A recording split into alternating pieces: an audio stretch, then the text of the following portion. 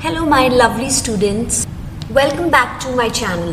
Today we are going to talk about the fascinating world of media theories, focusing on normative theories of the press.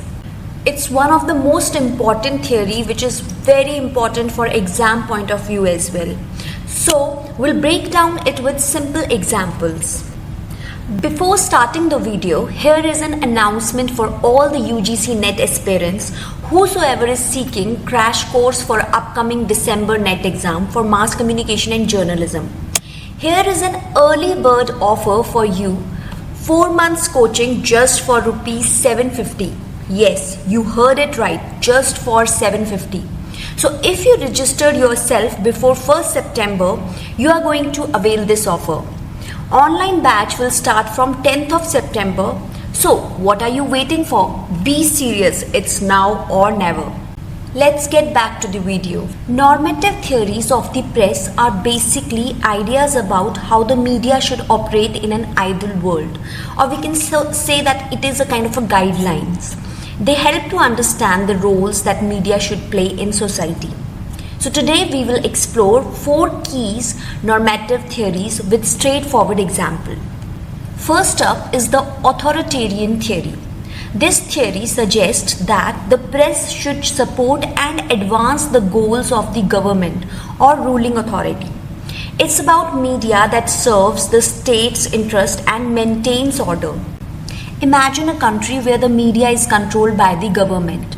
The news you get is filtered to promote government policies and discourage criticism. Could you imagine of any country which is doing right now these kinds of things? Well, you can write it in a comment section. One of the example which I can give you is North Korea. If you want to know more about its propaganda, you can watch so many videos available on YouTube. Next, we have the libertarian theory. This theory emphasizes that the press should be free from government interface. It promotes a marketplace of ideas where anyone can express their opinions and the truth will emerge from the competition of ideas. In a nutshell, we can say that libertarian theory is free press without government control. It is completely opposite from the authoritarian theory. Imagine a country with no restrictions on media.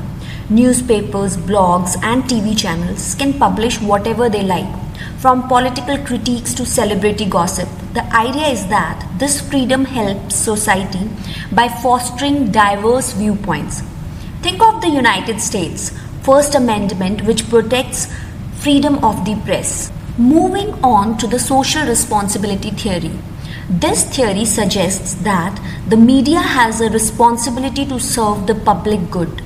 It's not just about being free from government control, but also about fulfilling duties like providing accurate information, fostering democratic discourses, and serving the community. Picture a media outlet that focuses on investigative journalism to uncover corruption, provides educational content, and promotes public health campaigns. This type of media operates with the idea that its role is to benefit society, not just to entertain or make a profit. Lastly, let's talk about the Soviet theory, also known as the communist theory of the press. This theory is based on the idea that the media should be controlled by the state and should promote communist ideology and policy. Imagine a country where the media is completely owned and operated by the state, and its main job is to spread the government messages. For example, in the former Soviet Union, media was used to promote communist ideals and suppress any opposing viewpoints. We can say that Soviet theory and authoritarian theory are quite similar.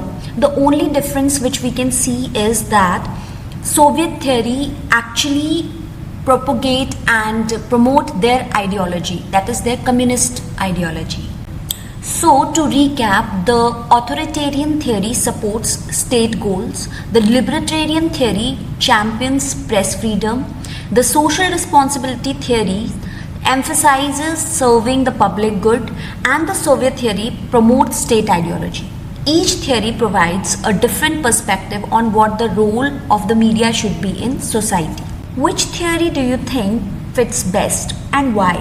You can share your views on comment section. And here is a reminder again, if you are interested for the December crash course, it's just for 750 rupees, so enroll as soon as possible.